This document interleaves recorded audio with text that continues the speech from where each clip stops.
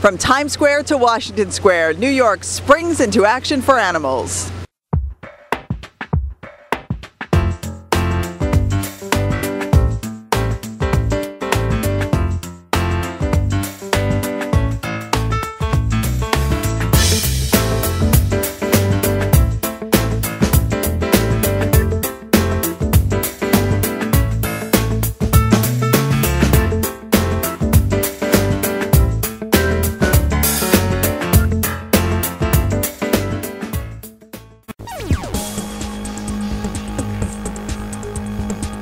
After stopping in 28 cities in 17 states, the North Shore Animal League's Tour for Life rolled into Times Square, bringing adoptable animals along with celebrities, including singer Maya, who posed for pictures with fans and told All for Animals how the tour is saving the lives of animals. Through pairing up and joining shelter groups within areas, educating families on spaying and neutering, adoption process, why this route and choice is much better for the lives of shelter animals that would otherwise be euthanized versus going to puppy mills and breeders that continue the cycle of, number one, unhealthy breeding at times, but increasing lives while there are already animals that are in need at shelters.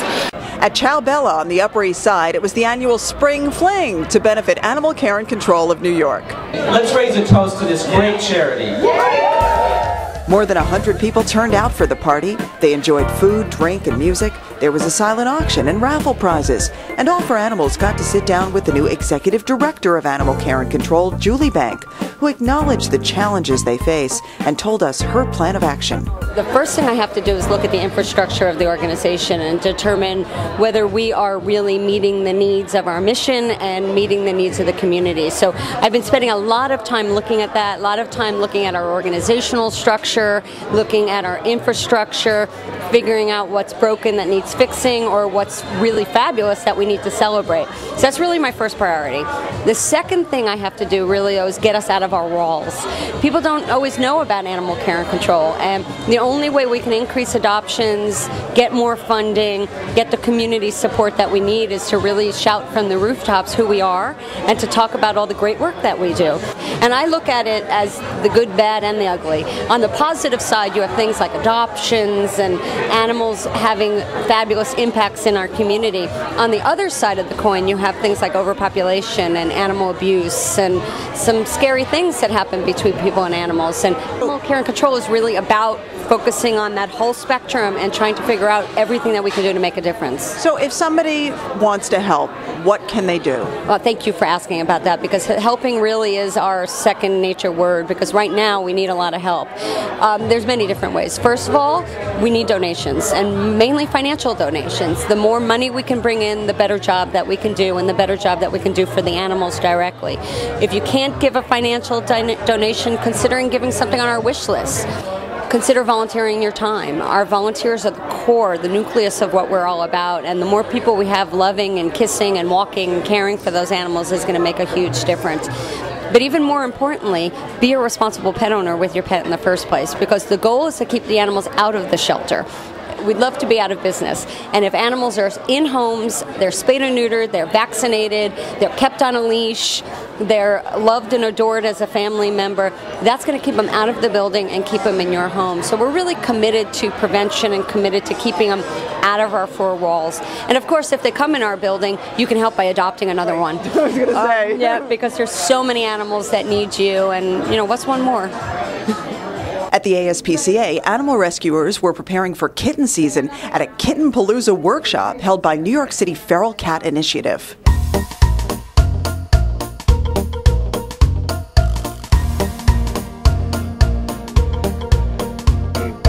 The New York City Feral Cat Initiative is a joint program of the Mayor's Alliance for New York City's Animals and Neighborhood Cats.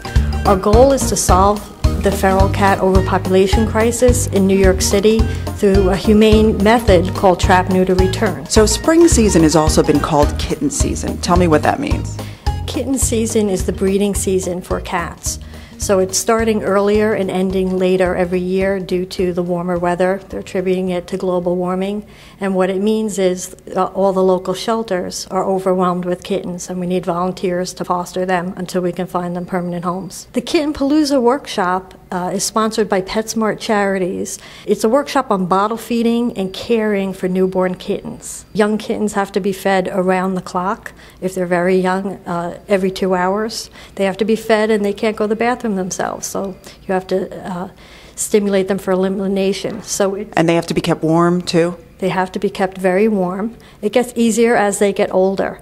But with volunteers that are trained in this, it literally saves these kittens' lives until we can find them permanent homes. Anyone that would like to volunteer or be trained can contact us on our website, which is nycferalcat.org, or they can call us at 212-330-0033, extension 5. Here in Washington Square Park, the Mayor's Alliance for New York City's Animals held its first ever Adoptapalooza.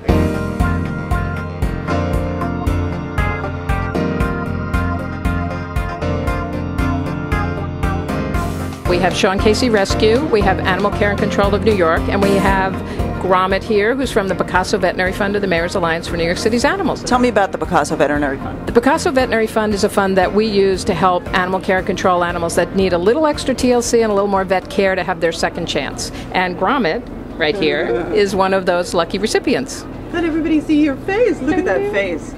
And so how many animals are here today?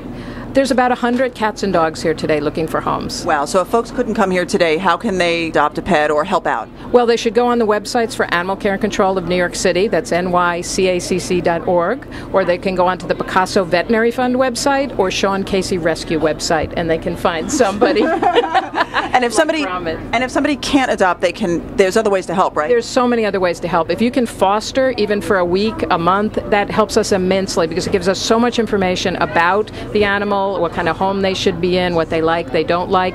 If you can donate, that's always wonderful. But even if you don't have dollars to give, clean towels are always welcome. And if you, for instance, want to buy some food and donate it, the Animal Relief Fund, who's here today, is providing pet food to human pet pantries so that people can keep their pets. For more information about any of the organizations featured in this episode, visit the resources page at allforanimals.tv. And remember, if you're thinking about adopting a pet, please make yours the next great rescue story and contact a rescue group or visit a shelter near you. I'm Susan Richard. Thank you so much for watching, and we'll see you next time on All for Animals.